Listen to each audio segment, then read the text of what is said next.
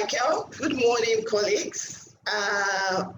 Globally, Africa, West Africa, and of course in Ghana, where we are based.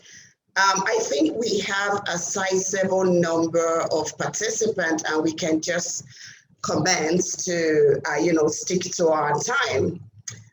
Good morning again. My name is Omolara Balogo, and I work with the West Africa Civil Society Institute, WACSI, as the heads of policy, influencing, and advocacy.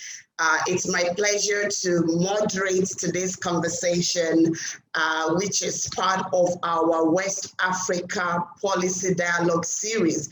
It's a platform that WACSI established a couple of years ago, about 6 years now, where we, discuss different policy issues that affect civil society development effectiveness across West Africa, as well as important, emerging issues that require citizens' voices. So it is my pleasure to moderate today's section, and I want to appreciate the WACSI team for putting this, platforms together, and also to thank all of you for joining us for this interesting session this morning.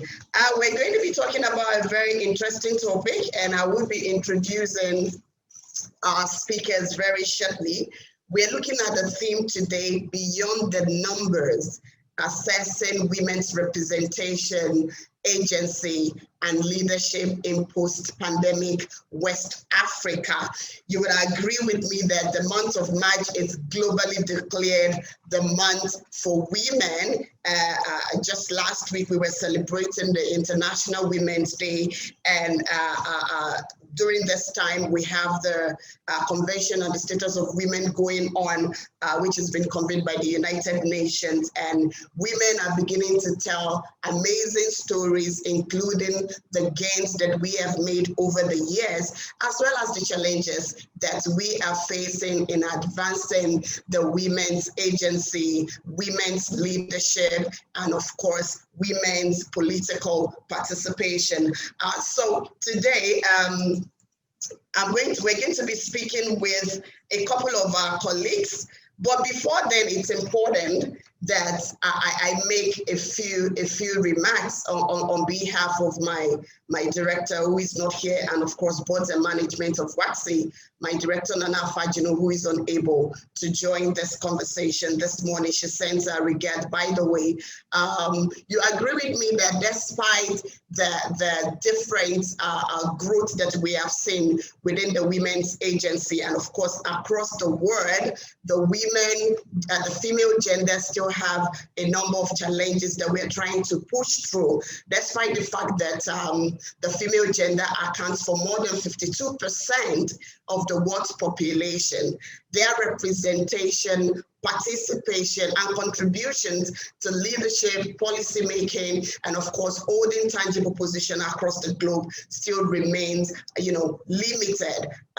From the recent data that we have, particularly following the elections that happened up to 2020, the global proportion of women in parliament reached 25.5%. across the world, and it's about 0.6% increase from what we had in 2019. This is according to the Women in Parliament report. And of course, as of January 2021, only Rwanda on the continent accounts for more than 50% of women representation in parliament. Now, when we come to West Africa, only Senegal is able to account for 42% of women in the parliament, followed by Mali and Niger. And all of this has been, this achievement is tied to the introduction of quota system. Now, when we come closer, for example, in Ghana, after the elections last year, December, Ghana was able to elect 37 women into the parliament out of 275. And what is strange here is that it's exactly the same number that Ghana had in 2016, and which is just 14%, a little above 14% representation within the parliament. Benin, Nigeria, the Gambia, and most other countries in West Africa account for less than 10%. Gambia has just 6 out of 58. Benin has 6 out of 83. There's something with the number 6 when it comes to women's representation within parliament. And then when you also look around across the different spectrums of our society within the business world, the private sector, and even within civil society, it's a constant struggle. And despite the numerous global, continental, and local policy commitments that we have, for example, the global agenda, the 2030 agenda, SDG Goal 5 specifically, talks about giving women the opportunity, to reach their full potentials, having access to equal participation and equal opportunities for leadership and decision makings within political, economic, and public life. It's been about how many years into the SDG now? We have less than 10 years to SDG, and I can assure you that we need to do something differently before we can achieve, that particular goal. We also have the UN 1325, UNHCR, United Nations Security Council Resolution 1325, which talks about women, peace, and security. When you look around us in West Africa, from the Sahelian countries, the Niger, the Mali, the Chad, Nigeria, Burkina Faso, and the likes, you see that despite the various conflicts, political crises, and increasing activities of extremist groups, women still represent a very minute, sector of that society, contributing to how this conflict and this crisis can be put to an end. And it seems like we are not learning from the role that women played in ending the Liberian civil war, early 2000s. And of course, COVID happened last year, and it's not surprising that despite the fact that the women folks were hardly, the hardest hits, considering the role that we play as caregivers at the home front and other issues that we face.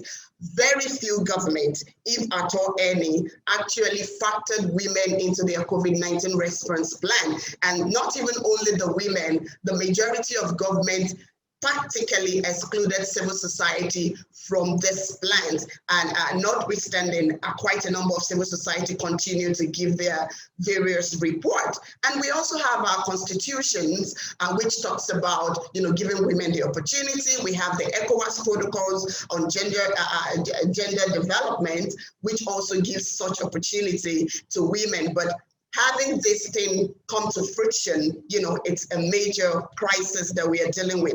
You may want to say that, yes, we have quite a number of women who have had, very high positions. In history, we have Madam Ellen Johnson Sirleaf, who was the first female president in West Africa, and of course on the continent actually. And of course, recently, a couple of weeks back, we celebrated the accession of Madam Ngozi as director of the World Trade Organization. Can we truly say this tokenist, existence or position as actually, or is actually transforming the women agencies, or even strengthening the leadership that we crave?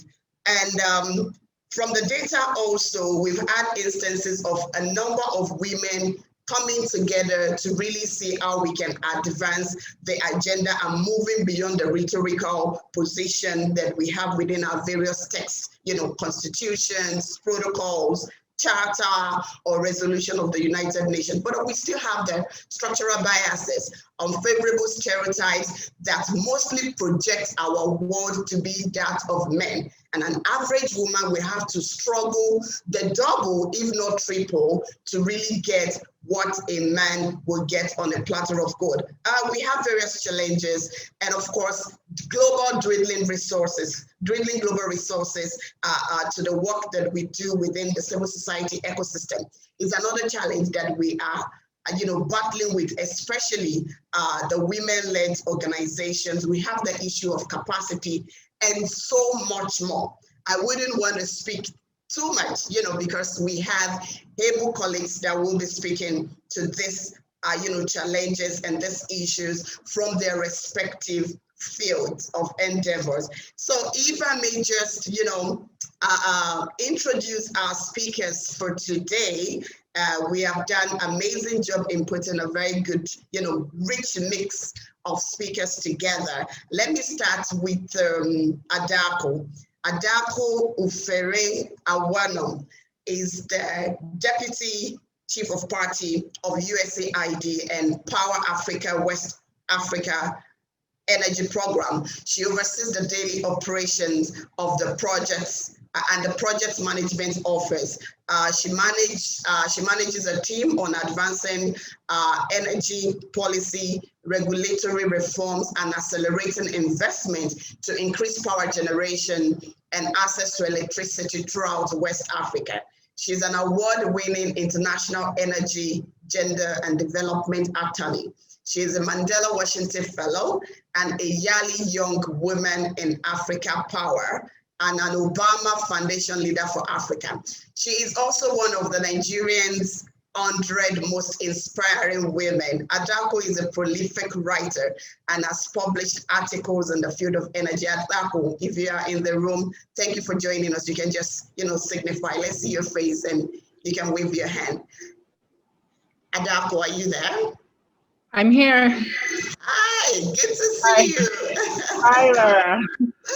Thank you for joining us. We also have Farida. Farida is a Togolese writer, activist, and human rights defender. She is the co-founder of the Foreign Must Go movement, where she mobilized Togolese youth to stand against the dictatorial regime of the president, and she is also engaged and also a coordinator of the African Rising, a Pan-African movement that fights for justice, peace, and dignity through grassroots organizing in Africa. She's the executive director of the Togolese Civil League, an NGO that promotes democracy and empowers citizens in Togo. She won the Young Advocate of the Year and the Female African Youth of the Year in 2018 by Africa Youth Award. Farida, I believe I saw you earlier. Can you just signify? Can we see your face? Farida, are you there? Hello, Lara. Good morning. Good to see you. Thank you so much for joining us. And then we have the only male on the panelist. Jean-Philippe Lawson is the coordinator of the Crisis Response and Senior Management Team Secretariat at the United Nations Population Fund Ghana office. He also coordinates the country representatives office and co-implements the Youth Leadership Fellowship Program and the Kaia Assistant Project and the Boame Project, which seeks to eliminate sexual and gender-based violence in Ghana. Philip is a youth development and women empowerment advocate. He is a renowned speaker on gender-based violence and the winner of the maiden Professor Babatunde Ostotime Annual Essay Competition Award organized by UNFPA. Philip is also an author. Philip, are you in the room? Can we see you? It's always exciting to see you and championing the women's cause. Philip, good to see you again. How are you doing? I'm doing very well. Good to see you too. And hello to everyone. Thank you. Okay, so we have two more to go. We have Esther. Esther Tawia is the founder and executive director of Gender Center for Empowering Development. Gender Center is an NGO that seeks to empower women and youth for sustainable development in our communities. Esther is a gender governance and democracy expert who has dedicated her life to advocating for increased women in decision makings and governance process in Ghana. Esther, are you in the room? Can we just see? Hi, I'm here. Hi, Esther. Thank you so much for joining us. And the Thank you for last but having me. not the least is Jessica Gaba. Jessica is from Benin. She is the Senior Project Manager of the Digital Entrepreneurship Support Fund at the Ministry of Digital Economy, Republic of Benin. She oversees activities of the Digital Entrepreneurship Support Fund and manages the relationship between actors of the digital ecosystem in Benin. She also coordinates the implementation of financial and technical support to entrepreneurs and other technology events. She's an advocate for sexual health and reproductive education among young people in Benin. Jessica, are you here? Just wave your hand so that we can see you. Okay. All right. I didn't see Jessica. Is Jessica in the room? Colleagues, please, can we continue admitting people? I see a lot of people in the waiting room. Okay, if Jessica is not here, I'm sure she's going to join us, later. Let's start. You can see the list of panelists that we have, how diverse they are. We have Adaku from the energy sector. We have Jean-Philippe from, adolescents' health and sexual rights. We have Farida, who is from the creative and advocacy side. So let's start. We had planned to start with Esther, but let's start with Farida this time. Farida, you are at the forefront, if I may put it that way. You're an advocate, you are a writer, you are working right with and among the youth championing the cause for democracy in Benin. That terrain that you work in, how can you describe the status of women in Togo? From the political to the youth agency to the kind of work that you do, and of course within the creative heart, which I believe is, we have very major representation of women. How can you describe the status of women within all those terrains in your country? And you can speak French. Yes, thank you very much, Lara. Before I respond to your question, I want to make a small clarification about my my biography. I work with Africans Rising since last year. I now lead an organization called GENSAC, which is the Gender Equality Network for Small Arms Control. And what we do is to promote women leadership in disarmament and arms control. Now to come back to your question, what is the status of women in the different countries in which I intervene? I will be frank and say that the status of women is still very much deplorable. We have seen an increase, a tremendous increase. Actually, research shows that there has been an increase about 30% in violence against women since the beginning of the COVID pandemic. Unfortunately, none of our countries, and by that I mean the countries in the West African region, have been able to develop systems in place to assist women who are going through domestic violence and who are going through any forms of abuses, be it in the workplace or be it in the in their family homes since the beginning of this pandemic. In addition to that, in terms of women's representation in office, you have given the figures, and those figures do reveal the position of women in the decision-making sphere. Women are still very much underrepresented. But beyond that, we also have to look at what women are enduring at the grassroots level in terms of the efforts they are making to raise awareness on the inequality that they are victims of. Women are still being arrested in numerous countries when they try to seek political office. Women are still being abused and violated when they try to speak up against gender equality.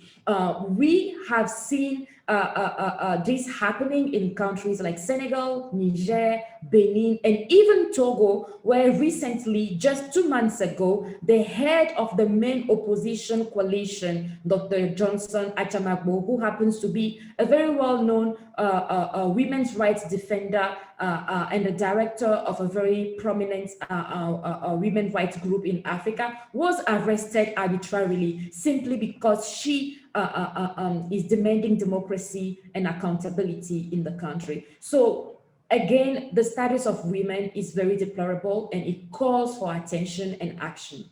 Thank you.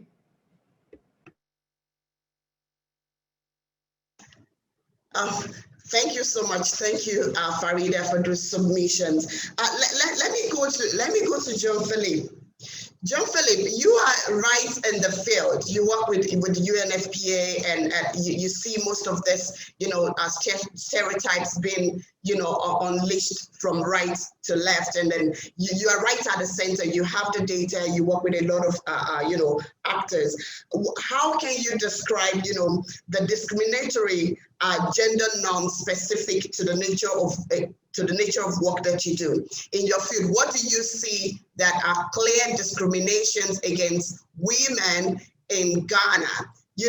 How would you describe those situations in clear terms, so we get to see how similar it is with other countries? What are the discriminations that we face today in Ghana for the women?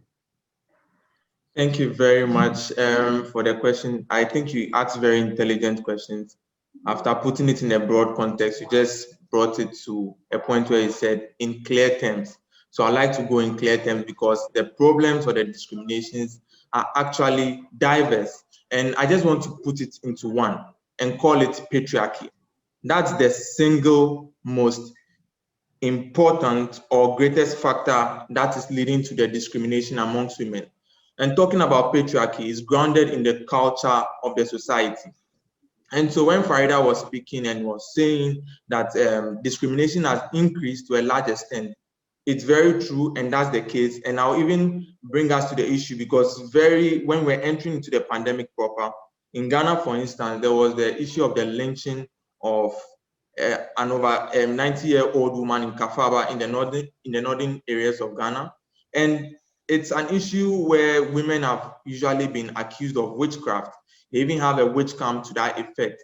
For many years, mere lip service has been paid to these issues, and we see the discrimination coming from the cultural level, and it's also deepened by religious practices and beliefs.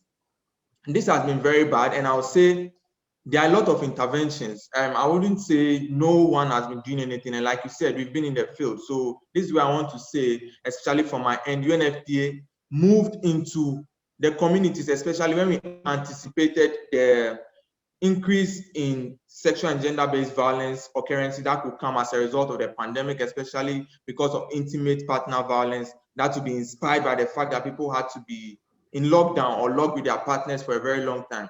And I would say there were many interventions. One of them was the Kaia Assistance Project, which you alluded to.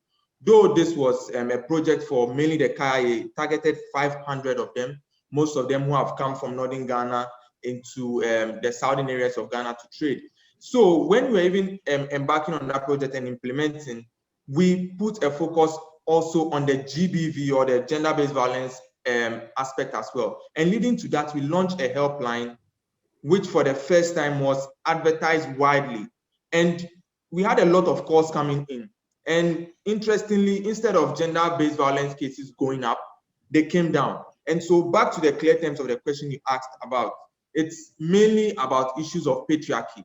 There's still that notion of male dominance. The man has to be speaking, the man has to be taking charge of everything. And then it's exacerbated because this time, now that we've had the lockdown restrictions being eased and all that, we've come to recent reports of men killing their wives.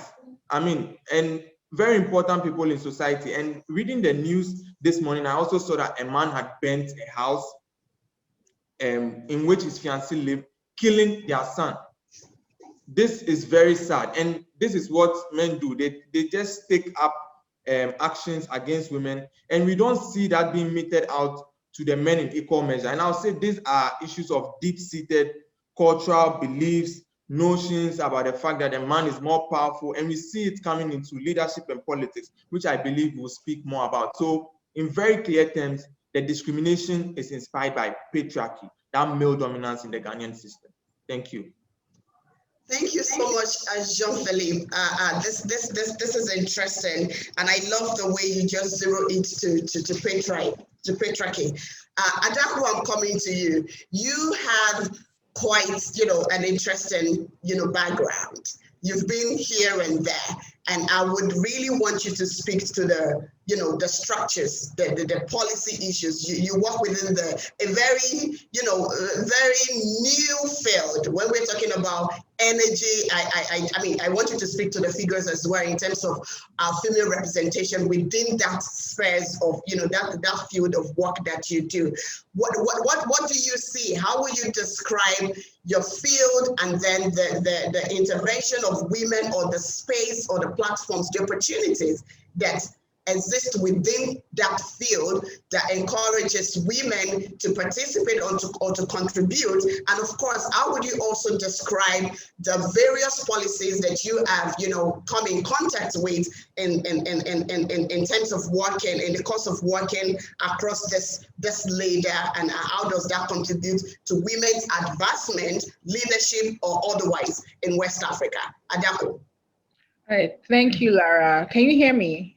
Yes, we can. Okay, fantastic. So obviously, as you said, I work in the energy sector, very male dominated, and there are a lot of gender gaps in the sector. So the gaps, they cut across energy access, in energy related education, in the energy labor market, and in decision making and leadership.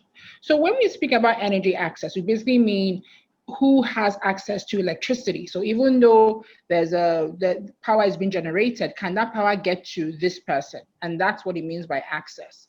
So with energy access, women in rural and low-income urban areas bear the burden of energy poverty, because those areas rarely have, when they're putting like the power lines, they rarely get to these remote low-income areas. So due to lack of access, these women, they spend more time on tasks like cooking with firewood, fetching water, and things like this impede their health. So cooking with firewood, which is biomass, is one of the largest killers of women in rural areas. The smoke, basically, it impedes their health, it impedes their time, because if you're walking miles and miles to fetch water or to fetch firewood, you don't have time to do anything else. And so it prohibits these women from economic advancement.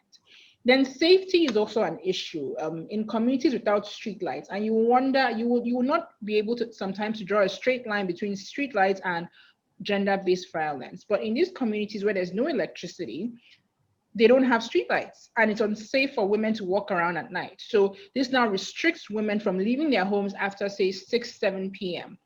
And again, in these communities, girls are less likely to be educated. So you think it's just as easy as putting on a light switch and having power. No, having power gives you education access, it gives you health access, it gives you time, it gives you economic advancement. And in communities where you don't have that, the women bear that burden, because the men are not the ones who are expected to fetch water or not go to school or do any of these things.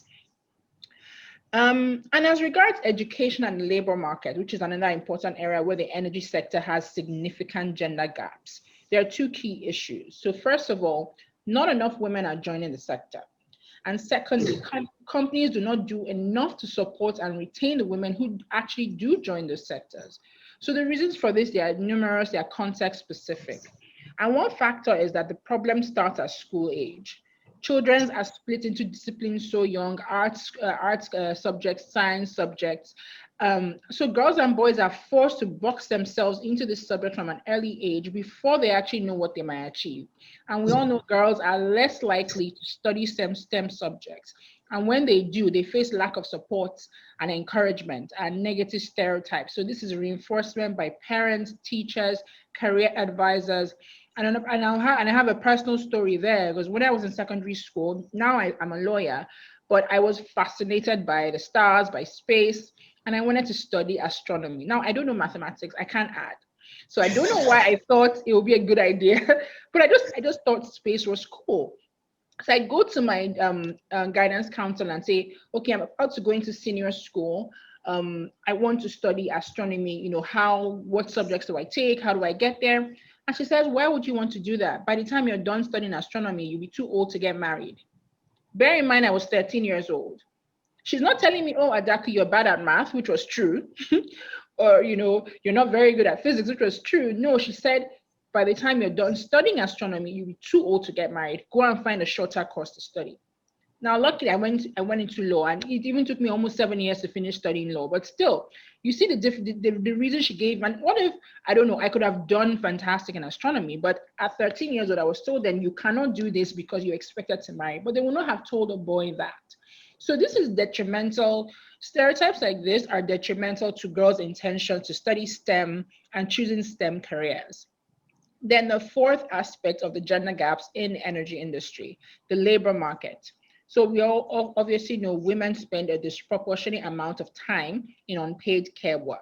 So this constrains their ability to engage in education and income generating activities. So workplace conditions such as flexibility of work hours, equal pay, support for childcare, and lack of gender-sensitive policies are very important. So if I have to leave home at 5 because I need to make food for my husband and my kids, there's a man who can attend a meeting by 7 p.m. and I won't be there, and he'll get the advancement that comes with that meeting.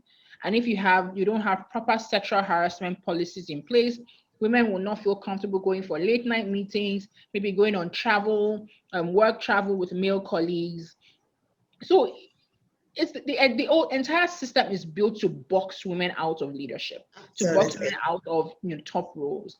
And I mean, say like right now, I think Ernst & Young found that only 11% of the top global oil and gas executives are women. 11%. Go one further, Women in Power and Utilities Index found that globally, only 5% are in board executive positions, and this is across 200 utilities.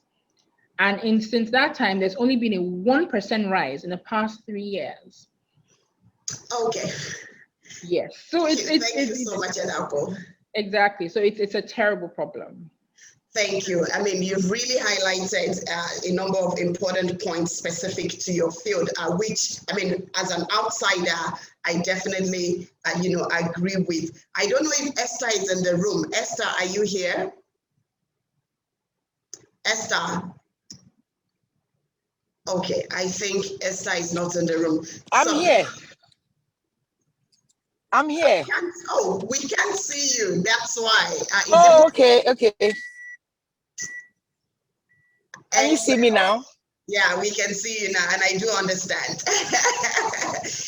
I'm sorry. I'm just so hot this morning. I mean, there's a lot. I know it's fine. It's fine. I wanted you to take the next question. I mean, you are also very much on the ground, contributing to women's empowerment in Ghana, and I believe that there's a lot we can learn, or other countries can learn from the question I'm going to ask you. Increasingly, we've had a lot about intergenerational gap in women's movement.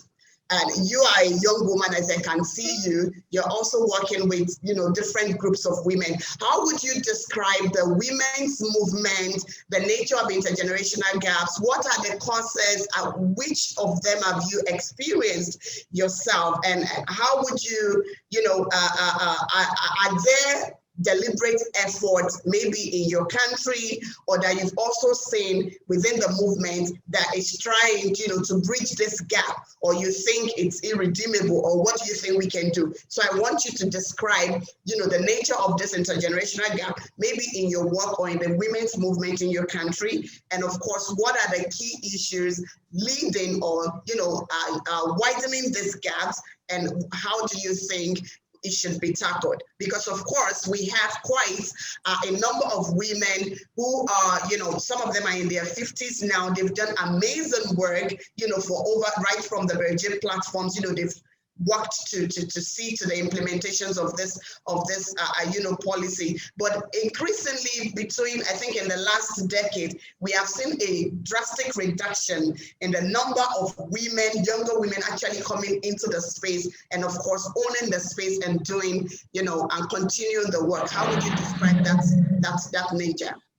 Okay, thank you very much. And I would say that the problem with the gap has been lack of mentorship. There hasn't been enough mentorship.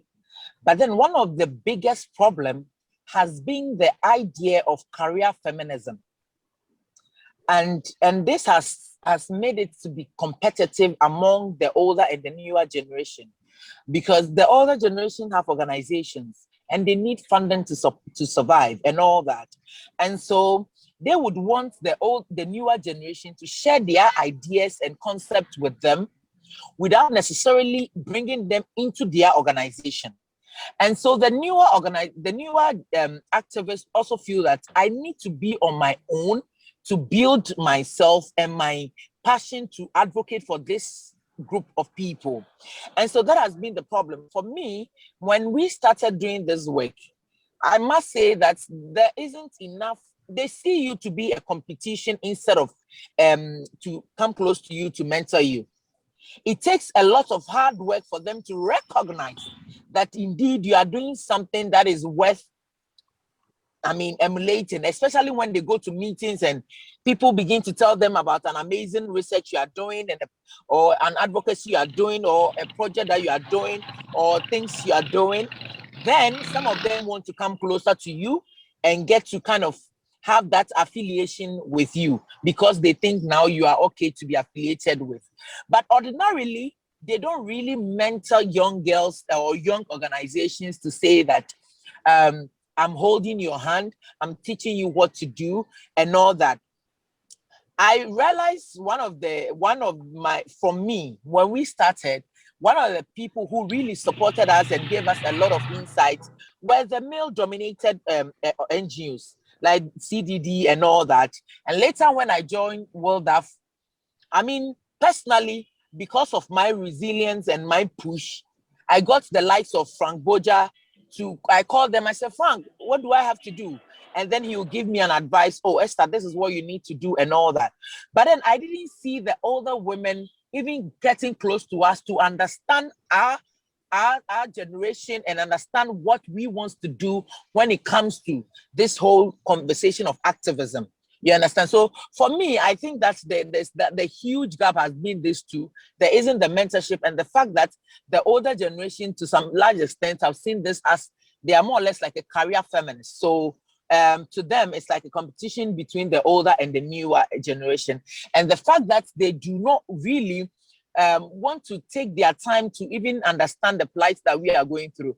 I don't think when this whole conversation about activism started, we're dealing with cyberbullying and all that. Those things were not there because internet penetrations were not happening. But today, internet is everywhere and young women are dealing with cyberbullying and all that. How do you, the older generation, get closer to us to even understand some of the things that we are going through? Yes, we have been talking about equality, representation within the space, women and all that. Yes, there was a time where mainstreaming was the thing of everybody's talking about. But now, we are even talking about how do we even mainstream using ICT and all that. The young ones are the ones with that technological knowledge and they know how to go about it. How do the two of us come together to understand each other, to work together to get a common solution? That is the biggest problem. And so they see us that, oh no, these ones are what they are championing, probably they are deviating. No, this is not what we wanted to do and all that. But I tell you that I believe in hard work and I believe that if you continue to work hard, they will come close. And I can testify to it that when some of them realize that, oh, Jen said, oh, they are doing that, they are doing this. Some of them approach me and they are like, oh, Esther, you can do this. That is when some started advising and saying, oh, you can add this to your work. Oh, you can do this and all that. But we don't need it at that time. We need it at a time when we are busy talking about the ills society is doing to young women. Because if you're a young woman in West Africa, your situation is different from an older woman. Already your age is a problem. Your sex is a problem. So you have a double problem to deal with. Unlike the older generation, some of them started activism when they were 30, 35. But our generation, some of them are starting at the age of 12, 15, 18. And so things have pretty much changed. And some of the areas that we are looking and we think that needs to be advanced probably might be different from what they were looking at. So I think that they need to begin to realize that our generation comes with a different mindset and a different issue based on the fact that we are so much evolved. We are in a technological world now. Things have pretty much changed. There's a lot of things that used to not to be acceptable in Ghana, but now it's pretty much acceptable. So they need to come closer to us and also begin to appreciate our standpoint, and then bring us closer and say, yes, this is the issues, but we think that you can add A, B, C to it to make it better. So for me, I think that we have a long way to go when it comes to mentorship. And that's problem transcend into within the political arena. If you look at the political parties, there isn't enough mentorship. And most of the young women that we work within, we work within the West Africa region with a project called the Young Women Political Leadership School, which is a West African thing. And I tell you, within the West African region, the young women that we even try to nurture, push them into the political party system to run for office and be active within the parties, you realize that when we talk to most of the party chairmen, the men are super ready to kind of support the young girls. They see them to be, we need the young girls. They are innovative. Bring them. Esther will help you all over the countries. But then you realize that the women, because I don't know if because the space is small for them, they feel a bit threatened when the younger ones are coming in, or they feel like, when they come in, they will take us out and then now replace them with it. So with the other regions, you realize that, countries, you realize that the women are all the time a bit hesitant. I don't know her. And who is she? So I think that it is not only within the movement, but also within the political space that generates the representation of women. If you are right, in my concluding remarks, I think we all saw the COVID-19 committee that was set up in Ghana. There wasn't any women representation on it and all that. And as we, the young activists, are saying that there are so many issues that women and girls and children are going to go through that needs us to be on the board for a proper discussion. The older generation don't seem to agree with us. They think that, it is okay. If we engage the ministry, that is fine. But here we are with a vaccine where they are saying children and pregnant mothers cannot take. How can a pregnant mother who really don't understand the reasons why she doesn't have to take the vaccine really agree to this? We were supposed to be there and be part of the conversation. But like I said, we'll continue the conversation. Absolutely, we will continue the conversation. I'm sorry to cut you. I wanted to take Jessica, but you really raised an important point, and I think Adaku also mentioned something in that line. Same with Farida. The issue of mentorship, of coaching, is becoming quite recurrent, and we're going to talk more about that. Let me take Jessica for this first round, and after which we're going to take our pictures. We now have a way of taking virtual pictures, but I want Jessica to make a very quick comment. Jessica, you're wearing two hats in this room. You work with government, and of course you work right in the digital world. And from the submissions that we've had from other speakers, we've talked about, low representation of women within political and public spaces. Of course, this is where you are. You work within the public space. And of course, you are also a digital expert.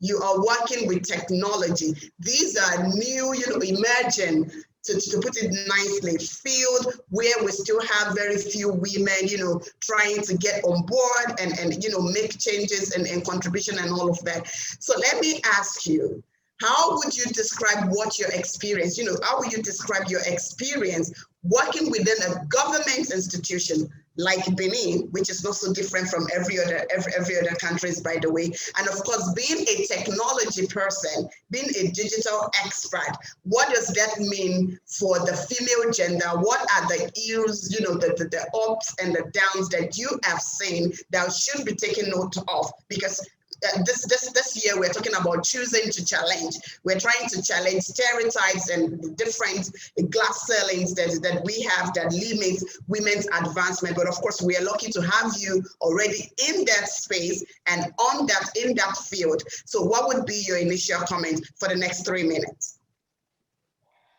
Thank you, Amolara. First of all, I want to be sure that everyone is hearing me. So are you hearing me? Yes. Perfect. I'm sorry I wasn't there at the beginning because of network issues, which is funny because I work at the Ministry of Digital in Benin, but you know.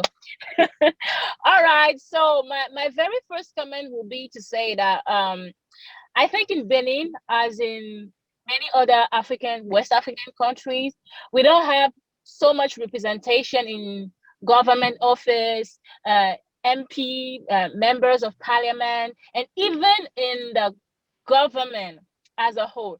Let me explain. For instance, as we are talking right now, there is only 5 women that are in our government, which is a government of 20 men plus. So 20, they are 24 if I'm exact. They are 24 and there are only 5 women. And also at the parliament, also 5 women. For the last mandature we had like 6, and this time around there are 5. So we can see that actually we had a decrease.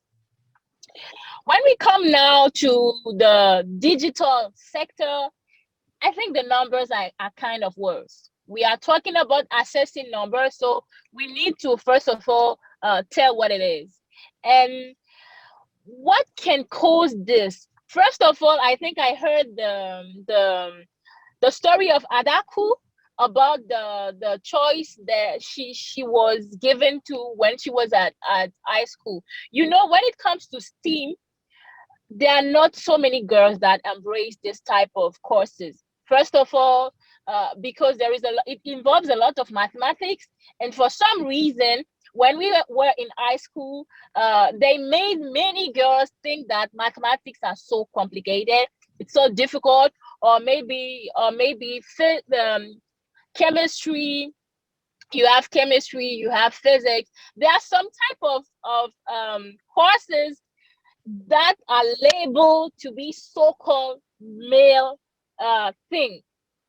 So when you are graduating from the secondary school, from high school, and you want them to move to college, they will want you to go to some relatively easy courses. So you choose a major like maybe literature. I'm not saying that literature is easy, like, okay, but they won't necessarily tell you to go to coding, because we need coders. When you are in the digital, that means you are building platform, you are developing applications, and so on and so forth. But the fact is that we don't have so many women coders. Is unfortunate.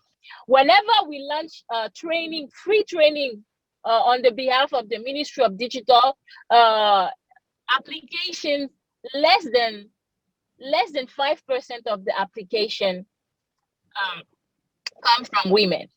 Most of the time you see male coder, which makes it an exception. When you see a woman that is doing design, graphic design or coding, you are so happy. You are happy because it's not the normal. It's not what is common. You see? And we want to go to the point where seeing women embracing those type of career in the digital is no more something that is extraordinary, but something that will become normal. What can we do about that? I think we have to go all the way back to education. Education is very important. We are talking about what we see now, but it can be changed from the secondary school. It can be changed from university. It can be changed on our policy to attract women into the STEAM, and also some facilities. Recently, and one of the last decision of our government was to change the office hours. So they reduced it from we were supposed to finish to end work hours at around 6 p.m. sorry, but now they reduce it and we are now closing at 5, which is something that may seem just casual, but it's a tremendous change for women because you have more time. You leave office earlier. You can organize your life. You can organize better. And the decision was made because they think that it was a way to help women to take a better care of their family. So these are small actions, but I think if we can have more action on maternity leaves, for instance, on daycare, placing daycares and canteens into the public space so that women can feel more comfortable in working. Because, you know, when you are in the digital, when you are coding, for instance, you can stay there and code for hours and hours. You can even do it sometimes late in the night. You see? So you need to know that, okay, when I go to work, maybe I have this place where I can drop my kids, and then and I know I drop them in good care, right? Because dropping them is something, but being at ease, knowing that you are leaving them in a good hands is something else. And as of now, we are not providing this yet. But for me, these are a beginning of solution that we, as working to the government side, we can advocate for, so that we have a better future for women that want to embark into the STEAM, into the digital careers. Yeah, so I will stop for now and maybe come later for another question. Thank you. Yes, definitely. Thank you so much, Jessica, and thank you for speaking English. We were expecting you to speak French, but yourself and Farida have been, and Jean-Philippe as well. It's exciting. Thank you so much. And you've been able to highlight, you know, some of the challenges, the issues as they were within the field in which you work. Of course, working within the ministry, being a young woman, and of course, working on the topic, you know, the digital arena is something that is not only exciting, but of course, unique for us, because these things are not common. Like you said, you have special joy when you see a young person, a woman, you know, coding and all of that. I hope I could be able to code one day. And please, colleagues, before we move on, let me say, if you have any questions, or I believe we have introduced ourselves. If you have any questions or comments, you can use the chat box. I'm still going to give opportunity for us to raise our hands and also ask questions directly to the speakers before we go into the second line of questions. But before then, can we all put on our videos, our cameras, so that we can have our group pictures? You know, it's a new normal, and now we've accustomed ourselves to doing things the new normal way. So if we can all put on our cameras for a few seconds while the comms team take a picture of us. Please make sure you smile. Don't think we can see you. We can. And if you permit me, I would, where possible, I would want us to also, so comms, we're going to take the first one without the I choose to challenge sign. And then we'll take the second one with is it right hand or left hand now? You know, just, you know, a commemoration of the 2021 International Women's Day. We're going to raise our hand. So to take the first one, I still have many of us without our videos on. Just for a few seconds, can we do that? Excellent. Cons, are you ready? Yes, we are ready. Okay, so let's know when to smile. All right, so by the count of 3, we can all smile. So 1, 2, 3. All right. This is a new word. Now, can we have the second one with just, you know, if indeed you choose to challenge the different stereotypes, that discriminations against women's advancement, anything you choose to challenge at all, can you just raise your hand? And comes, if you're ready, let us know. Be sure you are really challenging something. This is like taking an oath. Comes, you can coordinate now. All right, so we are ready. So 1, 2, 3. All right, thank you. Okay, thank you so much. You can put off your videos now. And please, if you have questions, comments, you can raise your hand. I think we have a button called reaction, and I think you can raise your hands there. But let me quickly go back. Let me check if we have one or two hands raised. And you may want to make comments or ask questions based on the first line of conversation that we have had. So we have a few minutes for what we call plenary section, especially if you are joining us from other countries, not Ghanaian, not Benin, Togo, and you want to share insight on the status of women's advancement, leadership, be it in political spaces or business spaces, or any comment at all, socio-cultural practices in your country. This is an opportunity to share. We could not have more than 4 or 5 speakers, but we know you all have interesting experiences to share from your respective countries to this conversation. So this is an opportunity to raise your hand. I can see Irene. Irene, I will come to you. Also, if you think you don't have strong internet enough, you can put your questions. I'm going to take from okay, so somebody says the host muted my video, so could not be part of the pictures. Oh, I'm sorry, Medina. I don't know how that happened. Of course, let's see whether we can have another opportunity, but we do apologize. So Irene, you have 1 minute. Let's know which country you're speaking from and then what your question will be. Irene, you have the floor. Irene, check your mic. It's on mute. Okay. Good morning, ladies and the gentlemen. I'm speaking from Nigeria, Abuja.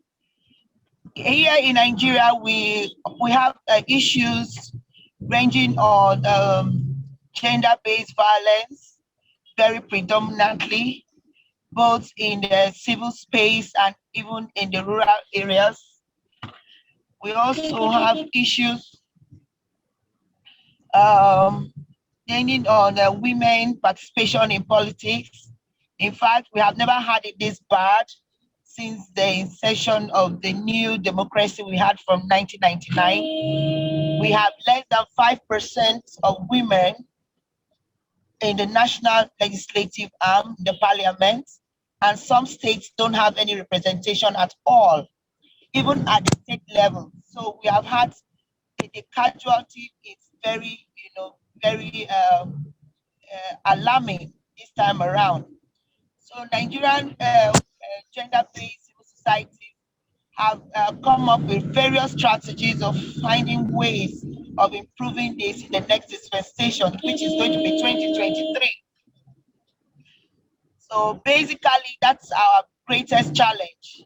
Thank you so much. Gender-based violence and women representation in leadership, governance particularly. Thank you. Thank you so much, Irene. I completely agree with you. I think the last year, especially under COVID, has been quite, it's been more threatening for the female gender, particularly on issue of GBV, where you have partners that has to be locked down at various degrees for different times, unlike when we had a lot of freedom to move around and all of that. So I agree with you. Sabiri, you have the floor for 1 minute.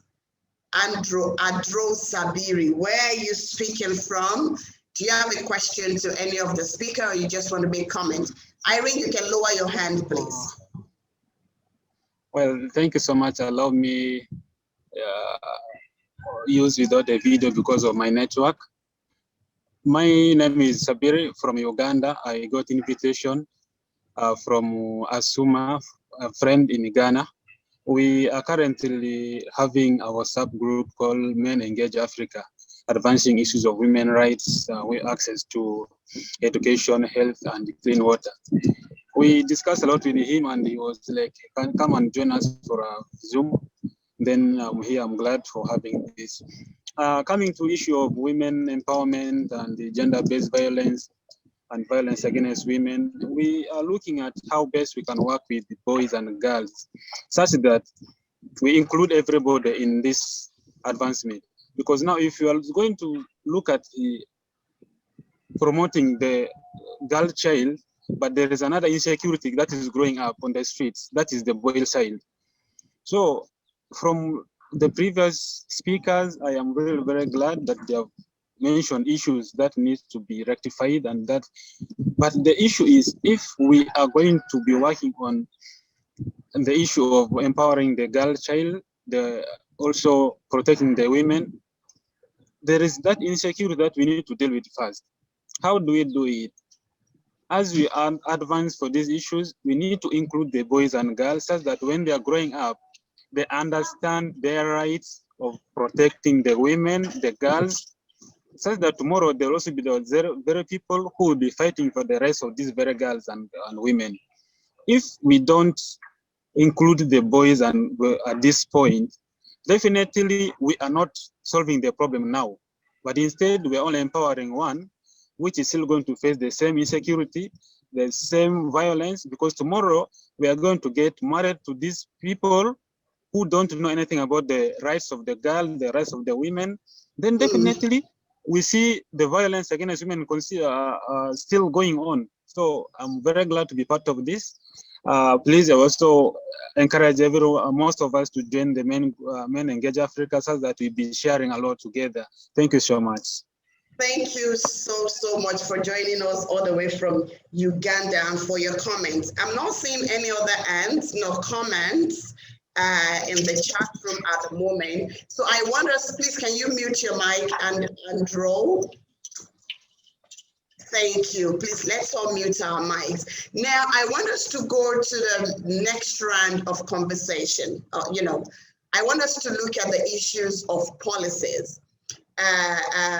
We are very familiar with the various policy documents, right from the United Nations resolutions, be it 1325 or CEDAW or Beijing Platform for Action. Very many resolutions that talks about women's advancement deliberately, including the SDG, Goal 5 specifically, and target 5.5. At the same time, when you come to the African Union level, we have the Charter on the rights of women. When you come to ECOWAS, we have the ECOWAS Gender Protocol that talks about the same thing. And when you come to our respective countries, we have all our national constitutions that upholds the rights of women, women's access to political spaces, to leadership spaces, decision-making platforms, and so many others. We have the different policies that talks about the rights of the girl child, rights to education, and so many others. How are we faring on these policies? And I'm going to be asking questions about that. So I think let me start with John Philip. And I'm really happy again because you are a man among men. And for the nature of work that you do, like the last speaker mentioned, it is important that we begin to not only educate our boys on the importance of protecting women, but for us all, male and female, to understand the need for equality in everything that we do, because every one of us, be you a female or a male, you have something to contribute. It's no longer in fashion for us to neglect a huge number of the population. So John Philip, you work with the United Nations. And United Nations is championing the SDGs. I'm sure you're very familiar with SDG 5 and all its various components, the targets and the indicators. And I want you to talk to us on the SDG specifically and the programs that you're running at UNFPA. I don't want to say we have a long way to go, which is a fact, because I'm not saying the next 9 years, I don't see the next 9 years giving us, our aim with regards to the SDG. So how would you describe how we have fared thus far with the gender goal, and what do you think we should be looking at? Of course, as United Nations and to us as civil society, what should we be looking at policy-wise? How do we move beyond the rhetoric of this SDG document to really get to actions. What do you see, and what would you say about that? I've been from the United Nations. Jean-Philippe, you have 2 minutes. Thank you very much. I've said it's a very difficult question, but I'll just answer it easily because there are examples to point out to. Myself, I was an inaugural member of the UNFPA Youth Leaders Fellowship Program, and this fellowship program was mainly consisted of 16 young people from the start.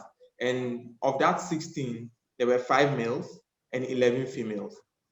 This is affirmative action.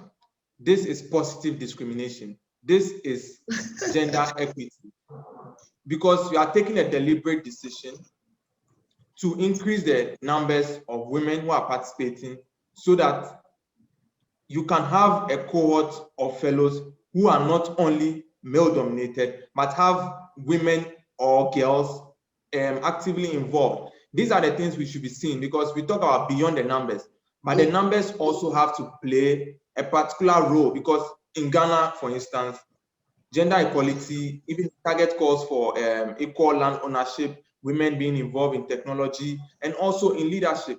But in Ghana's parliament currently, approximately 15% of those composed in parliament are women. That is 40 out of 275.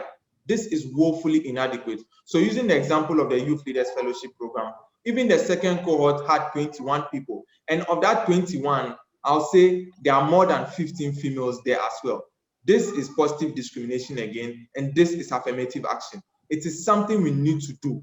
You need to push them in their spaces, and that is how to encourage them, because the years of injustice, the years of neglect cannot be done with an equality that is wholesale. You need to do equity by giving them more spaces so that those years of neglect, injustice can be done with by increasing their participation. And that's very important. I'll just end on that note by saying this is a step UNFPA has taken, but we are not seeing it in the governance space or the national space, which is a very difficult thing, because the SDGs is a framework developed by the UN, which African governments are signatories to and also need to deliver on it. But we have the examples, but we are not seeing a lot from the government side. Yeah. Thank you.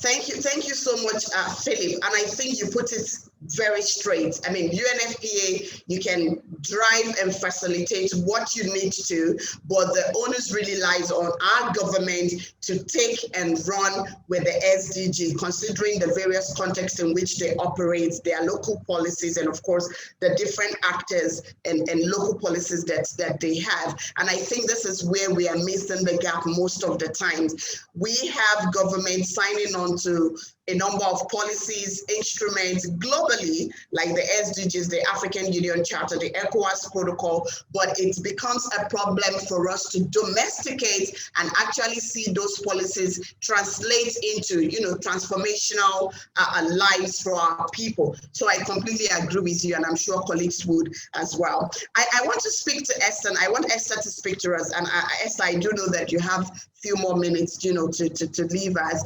And you are right within the civil society sector, and you're dealing directly with the issues. I'm sure you're very familiar with a number of policies that speaks to women's advancement in your country, Ghana. And of course, considering the work you do across the region, you're very familiar with all of these things. The question I want to ask is, how can we make these policies favorable to their intents or intentions? And then secondly, the second part of your question is, you yourself, you are a member of the Women Agency, because you are investing heavily into building into empowering the next generation of women.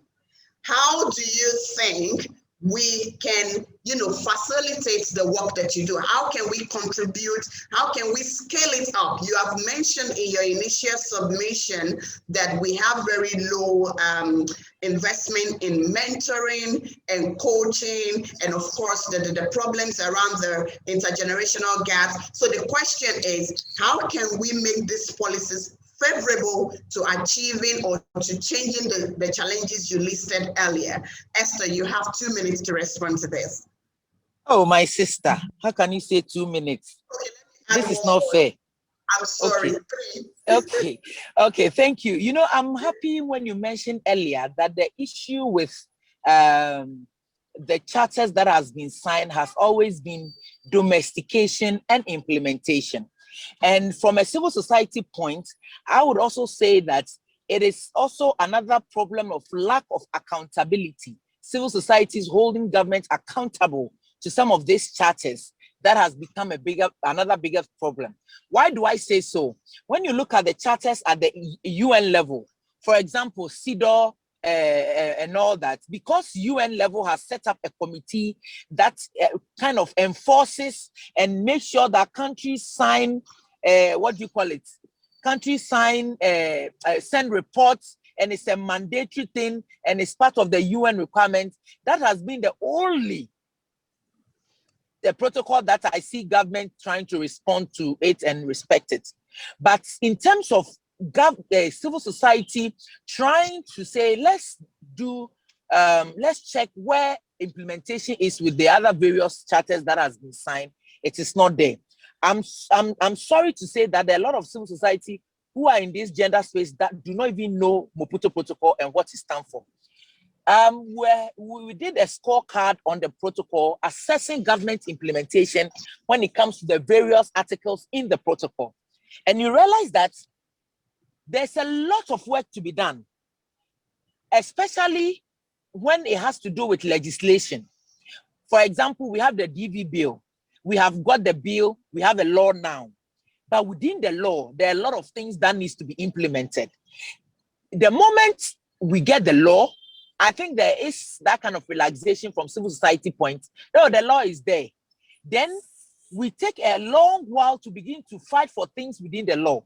Till date, you and I know that the domestic violence bill is still not fund. The fund is not operational. We are still crying for it. But that bill was passed into law for about 7 to 10 years now. And so when we did the scorecard, we realized that there's a lot of advocacy that we need to do to make sure governments domesticate all these protocols and charters that we are speaking about. Government is happy to take the box. Oh, Ghana has signed this. For them, they will clap for themselves. But I think for civil society, we need to put in that extra effort to pushing them to kind of implementing it.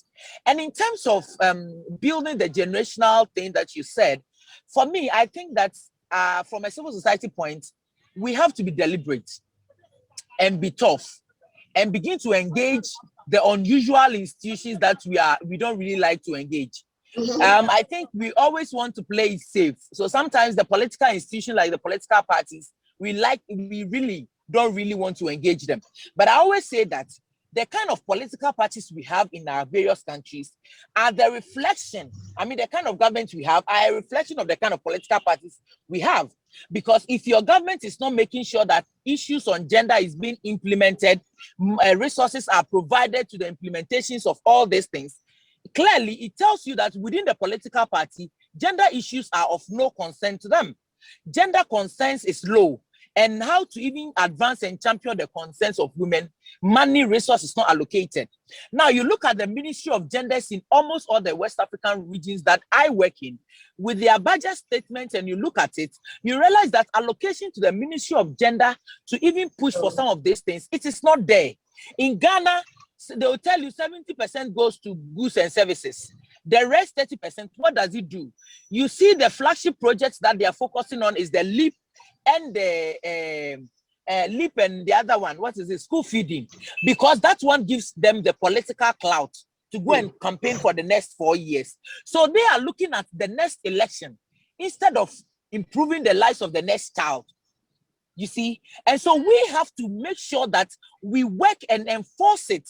For me, I always say the scorecard, since we did it and we worked with the ministry and started talking about it, we saw a lot of conversation, even the media picking this affirmative, the domestic violence fund, picking it up to say that, yes, they need it. We have to do something about it because they realize that indeed, these are things that needs to be changed. And now we are talking about one of the earlier speakers, my sisters, made mention of work-friendly environment. If you look at the Maputo Protocol, all these things are in the economic parts that governments have to look at it. And if you look at the Labor Act of Ghana, it says that they have to get a child-friendly environment. Nursing mothers are entitled to 1 hour breastfeeding and all that. How many of our agencies have all these things? And so if government will begin, civil society will do this scorecard and then show it to them. This is the laws that you have made, but you are not working on it. Then we can hold them accountable and begin to engage our Ministry of Finance and say that we need money to implement all these things. We are talking about Ghana Beyond Aid. It means that Ghana have to put a lot of money when it comes to gender issues. You can't depend on UNFPA, UN, or any of the international organization to fund those things for you when you are busy shouting on top of your voice that you are beyond aid. If you are beyond aid, it means that holistic approach needs to be taken in every aspect of your country sector and all that.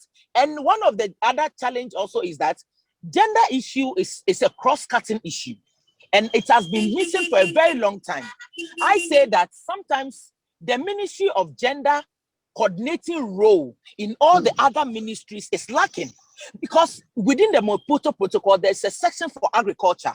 So the Ministry of Gender needs to be able to have the coordination power at the Ministry of Agriculture to make sure that everything there reflects gender. If you are saying planting for food and job in Ghana, how many young women are having access to it? How many extension officers who are women are going to be recruited to the rural community? How many things that women need in the agriculture sector has been addressed? Now, when we go to the health sector, there are a lot of issues that bothers women. Where is the power of the ministry to coordinate and make sure that this issue is brought to the table? We are talking about ICT. We are talking about coding. So it's a holistic thing that as much as we are pushing government to do this, we need to push them to redefine the mandate of our ministries so that our ministries will not be sharing food only during COVID.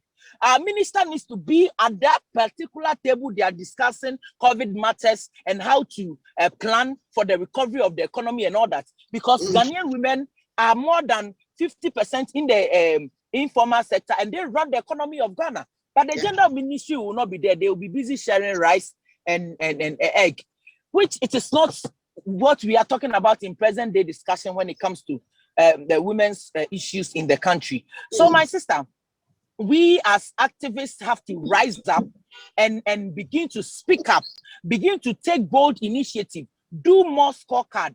We have done it on the Maputo Protocol. We have advocated, we are still making noise about it. We still need more civil society to do on all the other protocols that we have signed on to Ghana. I'll say that me, I'm available. I can always give free tutorials on how to do the scorecard. We need to do all of them so that we can use that as an evidence-based research. The idea, I always say that the idea that we will say, oh, patriarchy is a problem. The men don't want to listen to that. We need to tell them these are the facts. These are things that you yourself have signed on to. And these are the things that you are not doing right. And these are the things that needs to change. In that case, we have a case there. But when we are not approaching them with research and a strong advocacy, they think that some of the things we are asking them is unrealistic. You understand? My brother was talking about the fact, in my concluding remarks, I think that the COVID, gender-based violence within the COVID situation, they said, oh, Ghana has gone down. My sister, we haven't done any proper research, yet we are drawing conclusion that Ghana has gone down. Look, between a year of COVID and now, we have had 2 deaths. It means that these women during the COVID were even going through worse in their homes, but nobody recorded it. So we can't just say that, oh, we're lucky the situation wasn't high. No, we don't have research, we don't have statistics to it. So for me, when I went to the communities to look at the Kaia years and all that, they were being abused. A lot of them were going through things because some of them have to even sell their body to get food to eat because there was no money to go through to work. There's no place to go and all that. I think So, I'm my ready sister, to I go think right that away. we have a lot of Finished work this to do. conversation today, so definitely Absolutely. we have to be back. We have the whole of this month talking about women, Yes. even months to come. Thank you so much for Yes. the feedback, and I love the fact that you were able to put the facts out there with data, speaking to facts and figures and evidences for especially the country Ghana. I think these are important and the notes are well taken. I want to come to you, Farida, and I would like you to build on what Esther just talked about. The face of advocacy is changing drastically. Gone were the days where advocacy was, predominantly male-centered. When you see somebody on the street, it's the man. When you see somebody taking on someone in the parliament, it's the man. When you see somebody raising this, it's the man. That is changing. You are an advocate. I'm an advocate, and much more, you're an advocate in a very interesting country. So your resilience can be described here. Now, I also want to say that Esther listed a few figures, very peculiar to a country. But I want us to go regional, and I want you to do that for us. Now, we have quite a number of policies, some of which Esther has mentioned. How can we, in your own experience, and of course from what you have gathered thus far within the space, and as a thought leader that you are going forward, how can we truly see to ensuring that these policies, instruments, and protocols begin to yield the results they were created for? Be it the Maputo, be it the protocols from the ECOWAS, be it the African Union Charter, the AU resolutions, what do we need to do differently as women's rights advocates?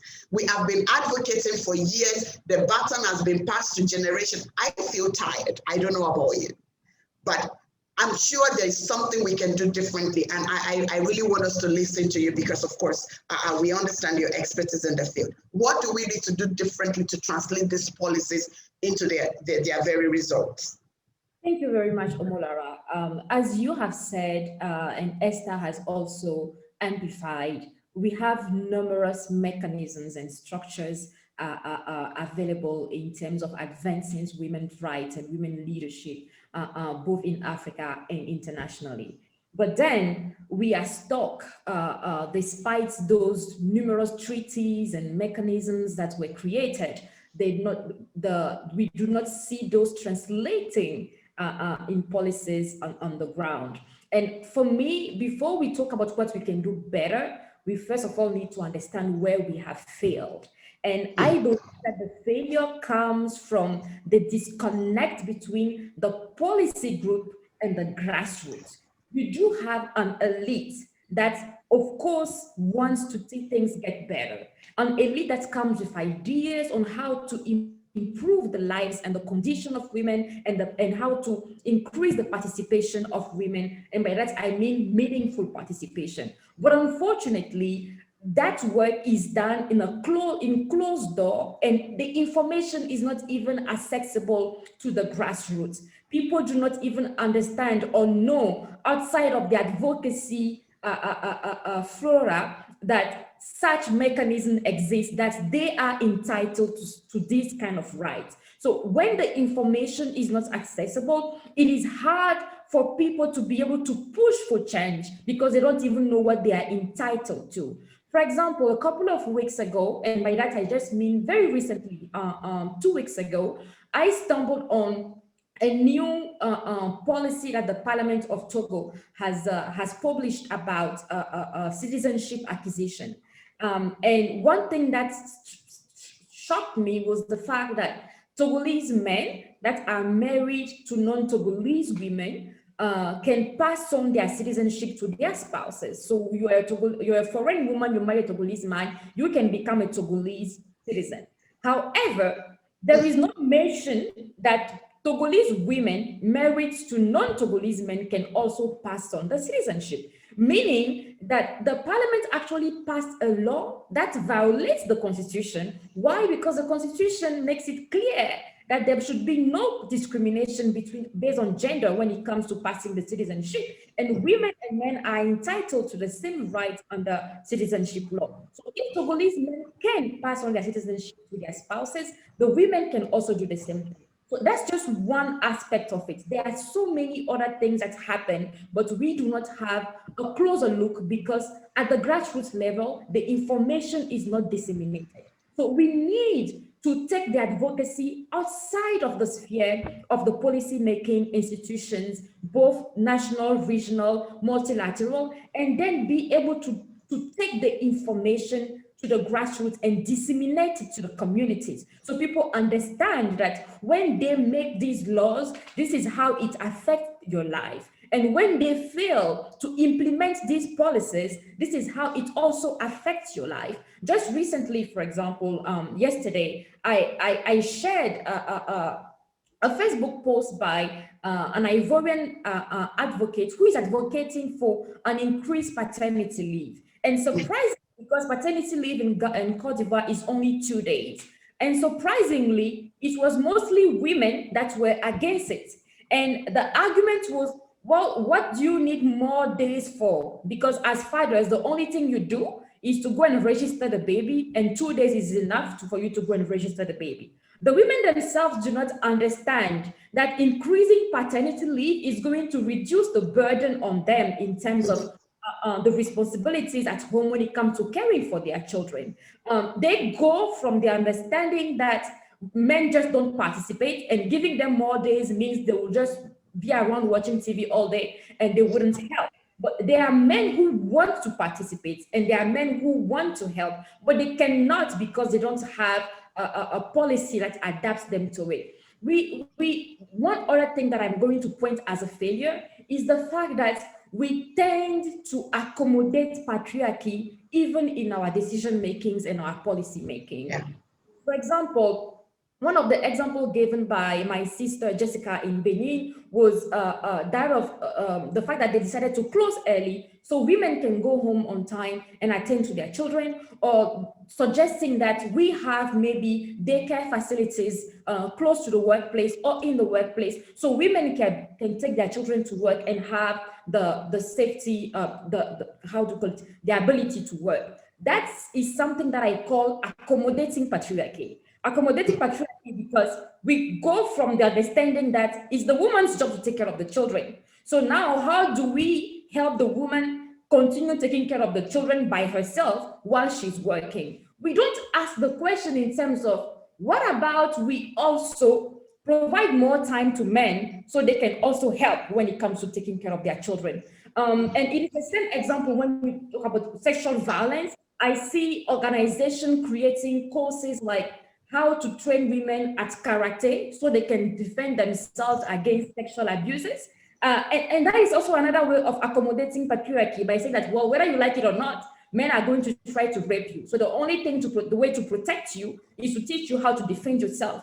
Now, we need to have actually camps teaching men not to rape women, not camps teaching women to protect themselves from rapists. So we need to understand that every single effort we want to make changes in terms of advancing women's rights, advancing women's leadership, it has to happen with the collaboration and the participation of men. And Esther highlighted that previously when she mentioned the fact that sometimes it's even harder to work with women in the field than to work with the men in the field. There are a lot of men with good intentions, like Jean-Philippe, for example, who understand that gender equality is paramount to development.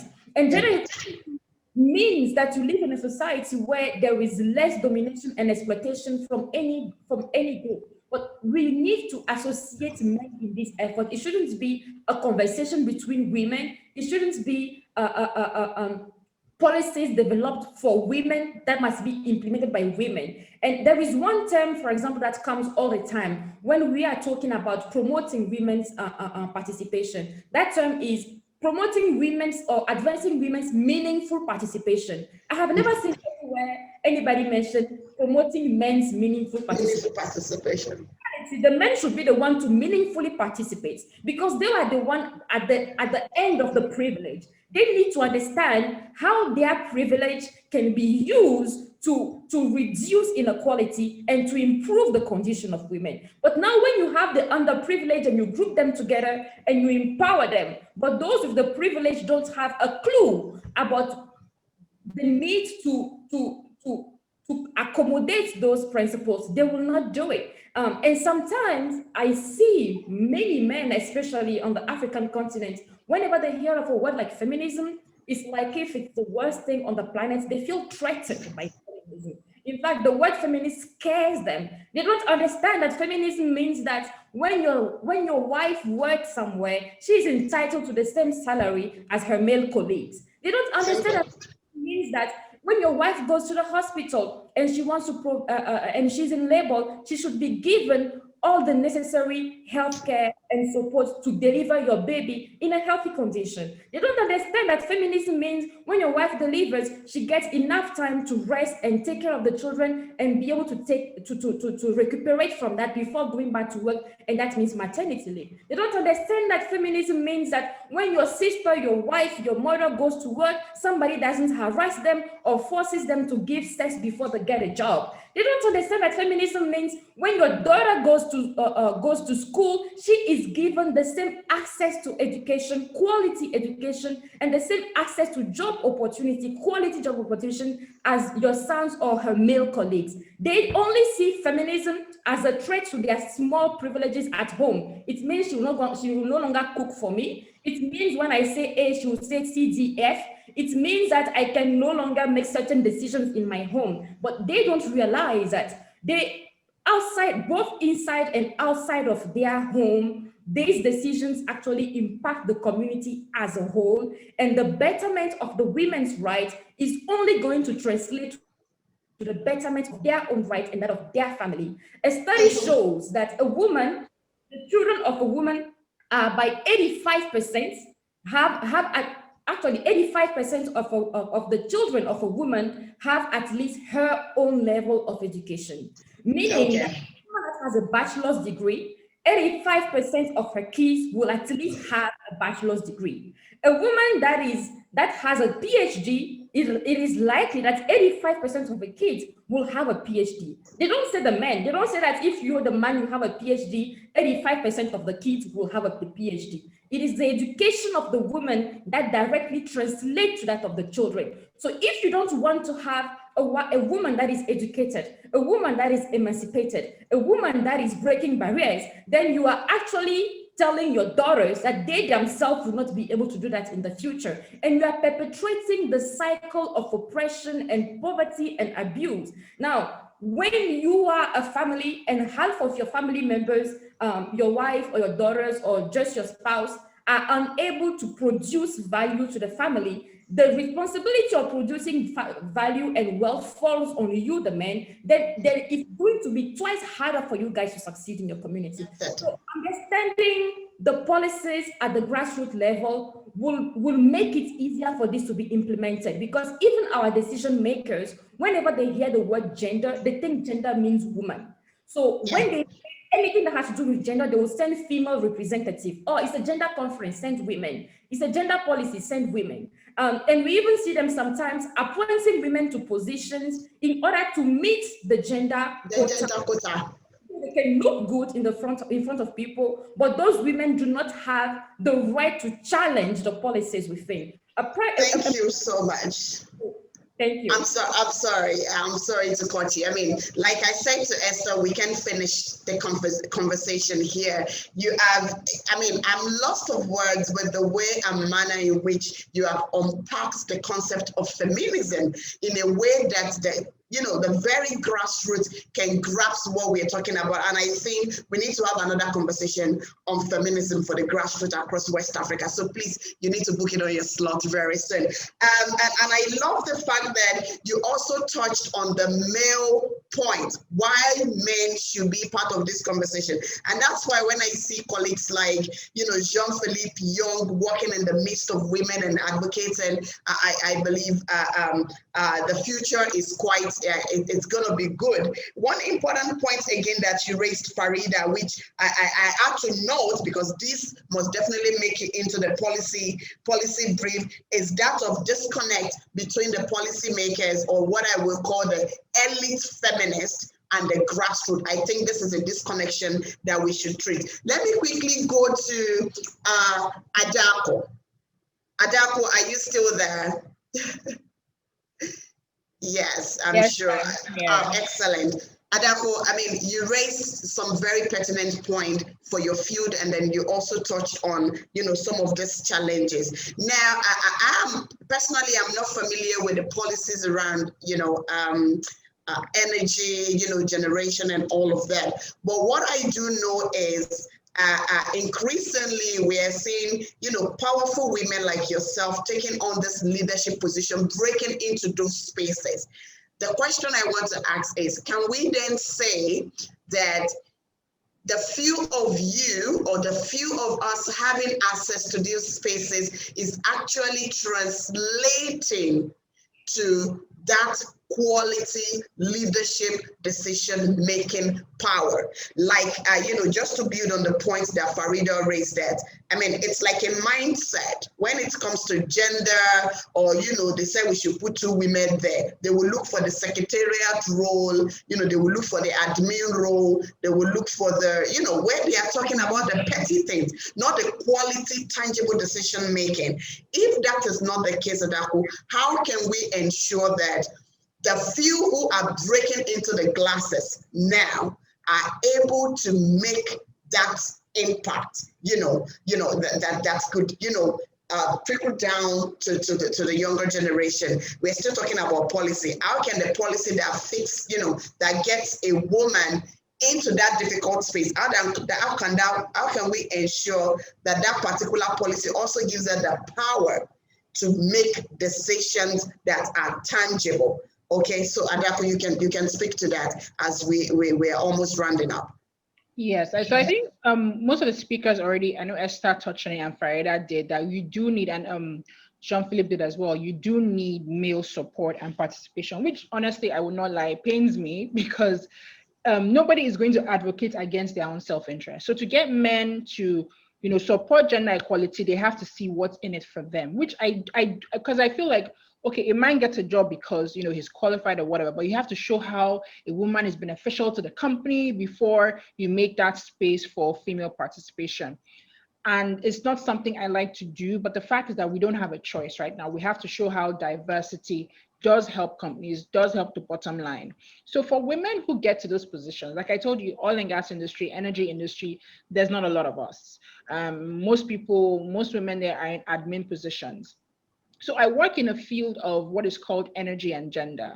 I think I've mentioned this before, Lara. I initially started out in oil and gas, and then I transitioned to energy and gender because I did see this was an area where I could make real change. Oil and gas, I wasn't seeing like the effect on the actual people, but with energy and gender, I could see the impact. So I switched to energy and gender a couple years ago. And now I work for Power Africa, and Power Africa is funded by USAID. And at Power Africa, gender equality, or what I'll call gender liberation, because I don't believe in gender equality in the sense that, gender equality is supposed to be, okay, women should be equal to men, but men themselves are not even equal to each other. The Black man is not equal to the white man. Men have their intersections of race, sexual orientation, gender identity, religion. So I advocate more for liberation of all peoples from all oppression, not equality to men, because men are not equal themselves. Now, Power Africa is women's liberation is one of their core tenets. And they ensure that, so we have work streams, like I said, generation, transmission, enable environment, utility strengthening. And in every single work stream, Power Africa mandates that we intersected in gender. So every single thing I do, I have to find what is the gender angle.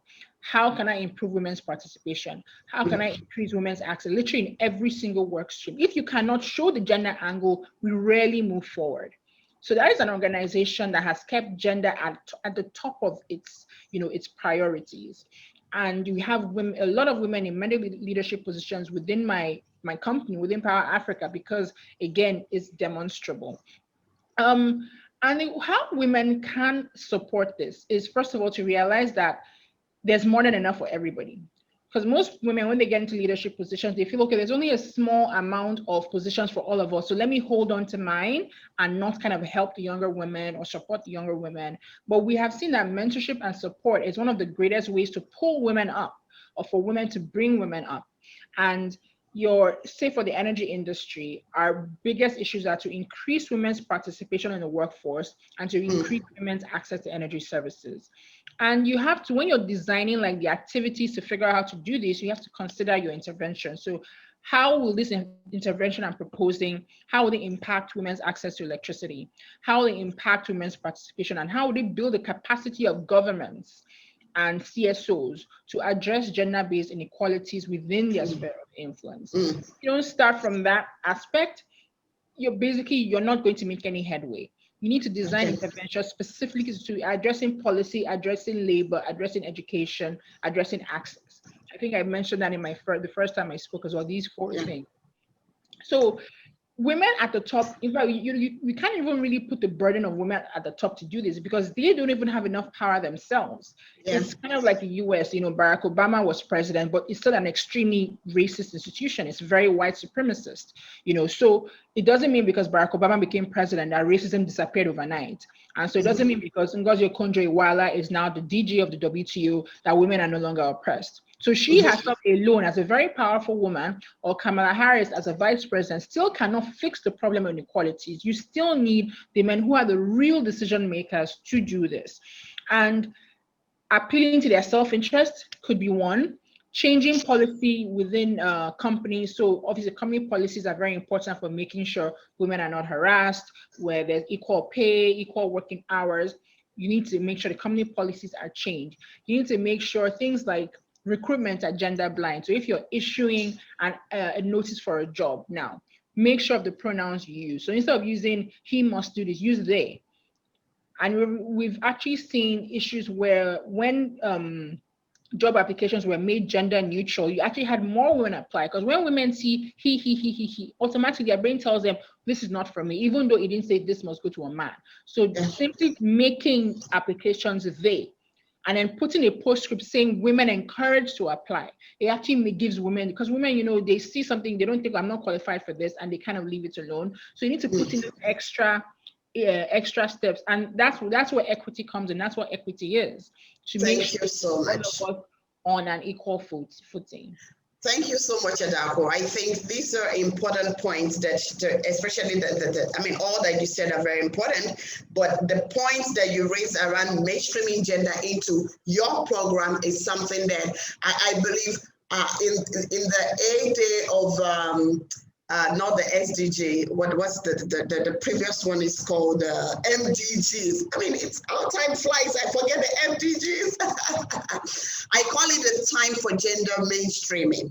And the moment MDG disappeared into SDG, we thought what we have put together could even advance gender equality more, but then people get to lose out the need to mainstream along the way. But thank you so much for raising that, changing policies and all of that. Let me quickly give Jessica, the next 2 minutes before we now, we see whether we have any comments or question. I see Auntie Amida in the room. I'm not sure if she's still there. She is a leader, and she's been a mother to many of us within the women's feminist movement, especially in Ghana here.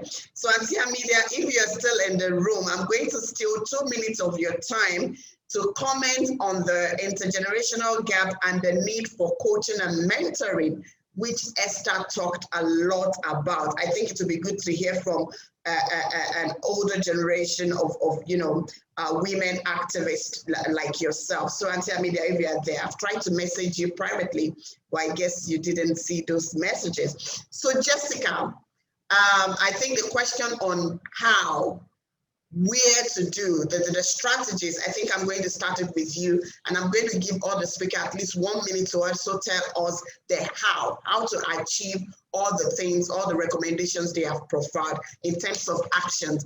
Jessica, are you there? I want you to share with us, you are within the government and you're within the digital space. These are 2 rare but important spaces to be as a woman. So I want to ask you, how can we, advance the numbers of women, qualitatively and quantitatively within government, using Benin as an example? And of course, what can we also do to make the digital world more appealing to the female gender? Jessica, are you there? Yeah, I'm there. I don't know if you are able to hear me. We can hear you, and you can speak French, but it's okay if you want to speak English because we have interpreters. So the question, Okay. Did you hear the question? Yeah, I think I heard the question. First of all, I don't get to practice my English all the time, so it's always a pleasure for me whenever I get the chance to, because you go to panels and conferences, you do it in French. So anytime I get the chance to, oh my goodness, sorry. Anytime I get the chance to do it in English, I seize it. Well, so I think your question is divided into two. There is a first component which focuses on the how do we do to have more women in agency, in government as a whole.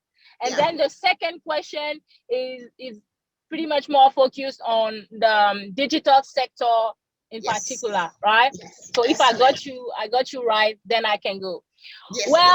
First of all, I heard, because at some point I was out of the session, I was in and out, but I think at some point I heard about role modeling. I heard about mentoring a lot. I heard about coaching. And I think these are tools. But now in the practical way, how do we get to make them happen? Because I realized that here in Benin, for instance, anytime we have tried to create networks of mentors, it wasn't really working. And those type of initiatives, they rarely come from the public. So they come from the private sector. So if you have maybe foundations and organization of the civil society that creates platform to link younger generation girls and older generation people, so that there is a bridge between them. But coming from the government, we have less and less of that. So what can we do? I think we can look at the few women that we already have on board, because you have to go from the existing, right? You need to maybe approach those women that are ministers, those women that are deputy chairman of party, although we have very few chairmen of party, but you also have women at city council, for instance. You have women at city councils, and so you need to break down to all that level, the ministry level, the assembly level, and then the city council level, so that even the attorneys, because I don't know for other countries, but in Benin, all these are in the public. So some of our attorneys are directly appointed by the executive power. So we go to all these women and we ask them to coach. We go to all these women, we ask them to take maybe interns, right? Interns that are females, so that we have more women in the environment. Because for instance, in the cabinet of the Minister of Digital, which I take time to appreciate, she's a woman, she's a Mandela Washington Fellow, Minister Aurelie Adams-Soles-Maru, and she's the youngest member of our government. She is a tech expert herself. And you see, when you have role model and example as Minister Zumaru, for instance, you want to have many women around her, but unfortunately, I am among the few female young ladies under 30, which is something that is that are under in an environment. So this is really important to put in the mind of all those leaders, be it male or female, that maybe they can start by hiring more even junior assistant, more interns, because today, as my interest in politics is growing, it's because I've been working with for instance, with the Minister Zumaru. I have been staying in the environment. I got the opportunity to go on the field, and this is how you increase your how to call it, the way you are attracted to the public thing. Let me put it that way, okay? I know. And hello. Yes, we can hear you. Okay, perfect. So I will round up. I'll round up on this aspect real quick. I think we need to go to the people and ask them to hire more young female, to make it in a way that it won't be threatening for them, because I heard the other speaker was speaking about the fact that sometimes you are in a threatening environment. I am not in a threatening environment as to say, because my boss is a woman. So in a certain way, I consider myself to be lucky. But what if it was a man? I don't know. You see, not to say that working with a man is a bad thing, not at all. But it's always better when you are young like me and in a position that I am in right now, that when people see that your boss is a female, there is no wrong assumption that, okay, maybe she got there by other means and stuff like that. At least I got spare of those type of assumption. So what we could do is to go to the women and use them. We have to encourage them to surround themselves with more women, women. It may be discriminatory in a certain sense for male, but we are thank you, positive discrimination. We are in this area where we have to do this for the next 10 years. We have to do this, and then maybe at some point we will see how to balance. Thank you so much. I think we lost her. I hope you can all hear me. I want to be sure it's not my own internet. Thank you so much, Jessica. I hope you join us back. She's made tremendous effort by speaking to us from our car. Auntie Amida. So a bit about Auntie Amida. She is one of the foremost women's rights activists in Ghana. I met her as a very young, activist in, I guess, 2008. She's with the Abantu for Women's Development. If you know about women's rights issues in Ghana, then you will know Abantu for Development. She works very closely with Auntie Rose Mensakati. So Auntie Amida, can we see you? I saw your hand a few minutes. Hello. Hello, Omolara. Yes, ma'am. Can you hear me? Yes, I want to greet everybody. I'm having some problem with my video, so maybe that is why you can't see me. That's fine, ma'am. But it's been very interesting, and I want to say that I think we are being. I think you wanted me to talk about the relationship between older generation of activists and younger generation. I think that we shouldn't be so unfair to the older generation, and maybe we haven't cast our eyes wider. But I know that here in Ghana, there are so many organizations, women's rights organizations, that are undertaking mentorship, internship, and the education and sensitization of young women, because as we grow older, we would want younger women to take over from what we are doing. It's not fair to say that they are being selfish, because we're not going to be here forever. So maybe we are not casting our eyes wider, but many of the women's rights organizations in Ghana are undertaking a lot of mentorship and internship of young women to take our positions as we leave the stage. Also, I have been very, very interesting learning about what is happening in other places. And maybe we do speak about patriarchy as one of the things that is acting as the biggest barrier to women's progression into positions of power and leadership. But I think we are forgetting something also. We seem to be making 2 steps forward and then 3 steps backward. Yeah. But also, I think religious fundamentalism cannot be left out. It's something that was so pervasive in West Africa, but it is growing even now in East Africa, because you are reading about what is happening in Mozambique. Yeah. I mean, the position there is very, very, very crucial, and women are being displaced, women are being removed from their positions and so forth and so on. So as we talk about patriarchy, but also fundamentalism is part of the barrier that is preventing women from progressing into positions of power and decision making. So I think, Amulara, that's what I wanted to say. Thank you. Thank you so much, Auntie Amida.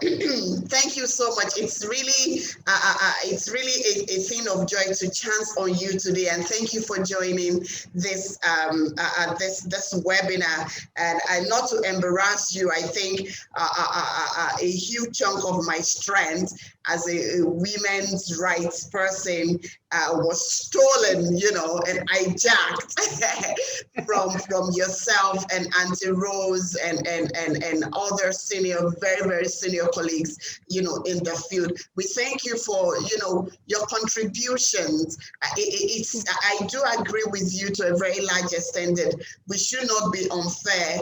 And at the same time, I believe, I mean, for example, not to put you on the spot, I can't remember the last time I saw you. I can't remember. So I was going through the names and I said, Auntie Amina is here. How? I have to take you. I won't let you go, you know. But thank you so much. I think we will definitely recast our net, you know, wider and see how we can bring this. I think we should be speaking with your lives, you know, pretty much often. So we also take the blame, at least for myself and my generation. I want to share part of the blame that we may have also felt like, you know, empowered enough and just let you be. We should be disturbing you more because we cannot underplay your wealth of experience and of course, knowing where we should be casting the net, considering your length of engagement with policymakers. We shouldn't miss that opportunity. Thank you so much. So colleagues, we are about rounding up now. We have like 2 minutes to the end of the section, but of course, let me crave your indulgence for us to give extra 10 minutes. So by 12:10, we're going to close. We would like to take final words from our speakers, and then I want them to speak to strategies, the how. What should we be doing? And I want to go back to Philip. John Philip, I want you to make your last comment, your closing remarks, and then I will take Farida, and then we will take what's her name now? We will take others. So John Philip, what should we be doing differently? Who should do it? I want you to say something for the UN and for UNFPA, and of course for civil society. What do you think we should be doing differently as United Nations, as your office and civil society? In 1 minute, as you make your closing remarks. The how, what do we need to do? We're going to capture these as action points, and then we hope we're beginning to work on them immediately after this webinar. John Philip, you have the floor if you're still there. Thank you very much for the opportunity once again. So I just want to take it quickly from where Auntie Amida had left off. Indeed, the patriarchy we experience, I mentioned, is deepened by cultural and religious beliefs and practices. And so that is a very important part where we need to tackle. And talking about that, we need to engage faith-based leaders more in the quest for gender equality. That's very important. Secondly, I think we need to laud private sector for their involvement in promoting gender equality. So for instance, Newmont Ghana works around women in mining. This is a laudable initiative. We must encourage private sector to also move into encouraging women's participation, even in the business and commercial fields. And there's also something we need to do. We need to demand accountability. And talking of the UN, this is where we need to do it pari passu with civil society, we need to demand accountability from the government.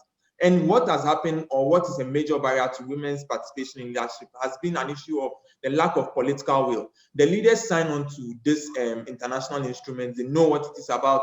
They have the content of the Maputo Protocol, the Convention on the Elimination of All Discrimination Against Women. They attend the CSW events, but they do not take the action. And it's because of a lack of political will. And talking about that, another thing we need to also do is to engage the men a lot. If most of them are the problems or have the privilege and are not opening up the spaces for women, we need to speak to them. For instance, in the case of war, we say you shake hands with the devil to be able to make peace. They are the ones we need to also speak about. So campaigns like the He for She that is promoted at the UN level is something that we need to even bring to the local level, talking about what is in it for them. For instance, former President Rawlings supported his daughter, Dr. Zaneto Ajima Rawlings, to be in government. This is a man who has supported his daughter. Francisca Otin Mensah, who is the youngest MP in Ghana, who happens to be female, also was supported by her father so much. Dakwa Newman is also a woman MP in Parliament, and she was supported so much by her father. These are men who have supported. I've given you 3 examples of men who have supported women. You identify these people, you can really choose them or see them as allies. And talking of, I don't want to go so political, but we've seen some flag bearers choosing women as their running mates.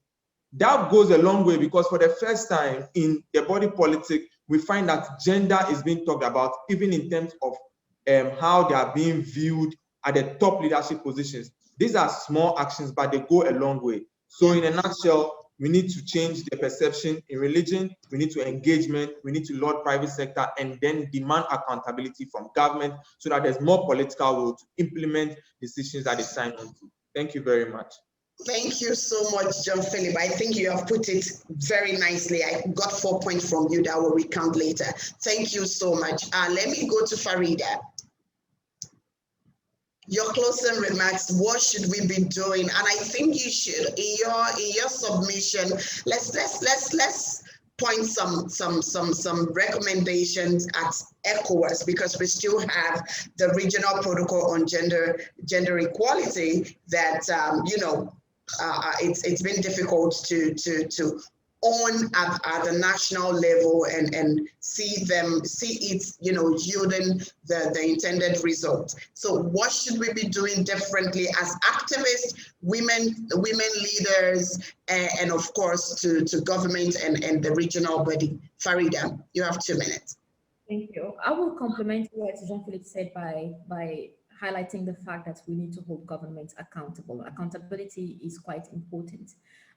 But in addition to that, I'll reiterate my point that we also need to involve women and men at the grassroots level to be able to help us to hold those government officials accountable, because the accountability can only be initiated by the grassroots, by the people who are in the needs of those services and those rights. In addition, towards the ECOWAS as an institution, I believe they will need to reassess themselves and to measure the progress that has been made so far since the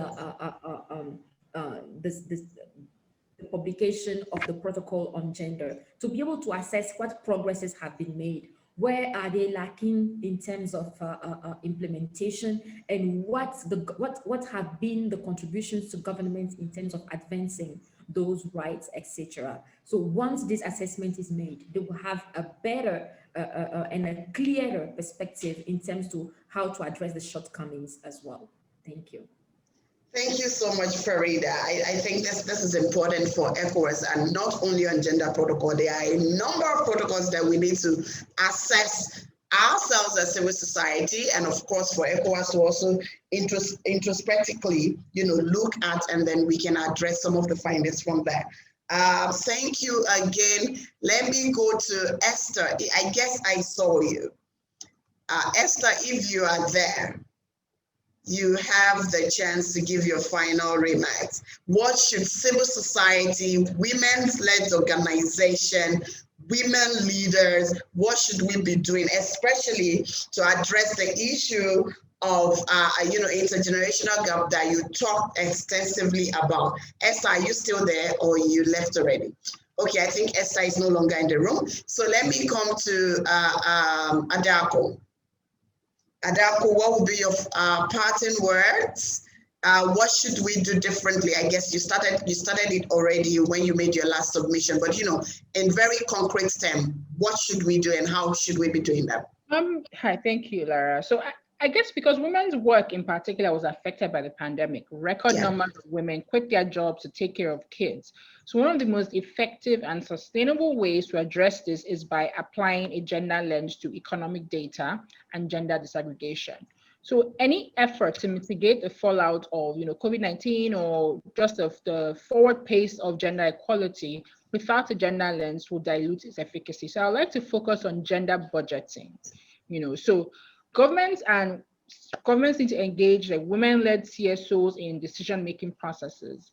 Governments need to gender disaggregate all economic data. So gender disaggregating data is the foundation of gender budgeting. So when we collect this data, we need to make sure we disaggregate it by gender, and this includes rates of unemployment, underemployment, unpaid labor burden, etc. And then governments need to use a gender lens to craft relief programs and then ensure equity of impact by integrating gender-based assessments. And so, I'm talking like at a macro level, and this is the only way this can trickle down to like the individual woman on the street if the governments get involved in this manner. Thank you so much. I think we cannot belabor the point on the need for us to have gender disaggregated data in all sectors, especially within the different ministries that governments run. I think this is where we often miss it. Jessica, I want you to also give a comment. One of the points that has been raised, Jessica, is that government in its allocation to different ministries usually give the least resources to gender ministry. Do you think that is something that is changeable? Do you think we can alter that within government? You are the only person who works within government here. Jessica, are you still there? Otherwise, I'm ready to round up. Jessica, are you there? I think we lost Jessica. Okay, I think we lost her. Anyways, I want to thank everyone for your active participation, and most especially the speakers for the enriched conversations you have shared with us, the insight, your experiences, and of course recommendations that you have made on how we can begin to re-tackle the issue around women's leadership advancement, redeveloping or strengthening the women's agency, and of course translating the issue of numbers, no matter how major it is, into quality and tangible leadership and decision-making representation.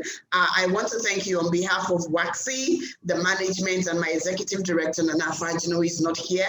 Thank you for accepting to speak to us, and thank you for sharing your experiences. We hope that when we call on you next time, you're going to oblige us. We really appreciate the insight from the actions that we have here. We touched on a number of things. The issue of lack of accountability from civil society was raised a lot, and we as civil society, we are being requested, we have been asked to connect with the grassroots and begin to hold government accountable to the various mechanisms they have signed on to, and of course for tangible, transformation within the lives of women in their countries. We also talked about, unpacking the different instruments to the, the very understanding of the people at the grassroots. From, I guess it was Esther that made that point, that most of the instruments, most of the policy as we have it are being limited to the elites, the feminist elites or feminist leader, like she put it. She used an interesting word, there. But how do we ensure that the people at the grassroots understand the rights that they have within this different mechanism. This is an action that we have to take. We also talked about the needs to resource the gender ministry. We can say all of this, when it comes to policy implementation, it still remains the primary, the prerogative of the ministry. We can collaborate with them as civil society, but they would need the resources. So the gender ministry should not be the ministry that would not have the resources to pursue its programs and projects. We also talked about the need to share information between and among ourselves, especially across countries. And I love the point that Farida made around feminism and the need for us to re-educate ourselves, how we may also be perpetrating the continuity of patriarchy, even as women's rights leader, due to the notions that we have. For example, I think a couple of days ago, I saw a post on Facebook. It's very simple post. They had written, "Protect your girl child against rape," and that particular line was cancelled, and they wrote the next one, which says, "Train your boys not to rape." I thought that kind of summarizes all the points that Farida raised on how we, as women's rights activists, as gender activists, have also in our programs, in our interpretation of this evil called patriarchy, how we are also contributing to its sustainability. I think Adaku talked a lot about gender mainstreaming. I think this is something that we need to consciously reintroduce into our programs. And Jessica talked a lot, especially for our field, on the need to engage. Every woman that is in position of leadership needs to be engaged and be committed. I mean, she literally said we should encourage such person to be deliberate in mentoring younger generation. I think this is something that we all have to do within our respective field. And when Auntie Amida took the floor, she reminded us, not to lose sight of religious fundamentalism and how that has also perpetrated, the issue of women disempowerment, and of course also, costing us a lot of the gains that we have made in the past. The issue of connections, I also raised that we need to be deliberate at making these connections to happen between the younger generation and the older generation. So in all, I think we have been able to the best of our ability and as much as time permits, been able to unpack some of these issues, advise ourselves, and of course we have actionable recommendations to take on from here. Like I said, we cannot end the conversation here. Just the last time on the chat box, somebody said patriarchy has no gender. Unfortunately, women have internalized it and often uphold it more than men. That sounds like a very good quote to end this section. So thank you so much, Adaku, for joining the conversation. Adaku is the deputy. Sorry, let me just open the profiles again. I don't want to miss it. Okay. Yes. Adaku is the deputy chief of party for the USAID Power Africa West African Energy Program. Thank you for joining us. Farida is an activist, and of course, she is the co-founder of the Foreign Must Go movement in Togo. Thank you so much. Jean-Philippe is the coordinator of the crisis response at the programs at the UNFPA country office in Ghana. Thank you for joining us. Esther, though she's no longer in the room, she's the executive director of the Gender Center for Empowering Development, an NGO that empowers women in Ghana. And Jessica is from Benin. She works with the Republic of Benin government, the Ministry of Digital Economy, and she's the manager of the Digital Entrepreneurship Support Fund. 5 of you, you have been amazing panelists. Thank you so much. I'm happy to see every one of you once again. So we will be reaching out to you with a policy brief as soon as it's ready so that you can also share it. And of course, you can use it to engage the different actors within your field and wherever or however you think WACSI can further contribute to this conversation or to any policy changes in your field, whatever you think we can do to support in your respective countries, please do not hesitate to reach out to us. Thank you so much. Thank you, Auntie Amida. Thanks to the interpreters. I know you've been doing a lot of French interpretation because all the Francophones are perfectly bilingual. I'm also perfectly bilingual, but you know, there was no need to speak French because we all understand English. Thank you to the interpreters, to Waxy team. Thank you so much for the support, the comms team especially. Thank you, and to all participants, we want to thank you for spending these 2 hours, 15 minutes with us. Thank you and have a good day. It's bye from us at Waxy. Thank you. Thank you. Thank you so much. Thank you. Thank you, Auntie Amida. Thanks a lot. Thanks, Farida. Thank you. Jean-Philippe, Bye-bye. Bye. Thank you.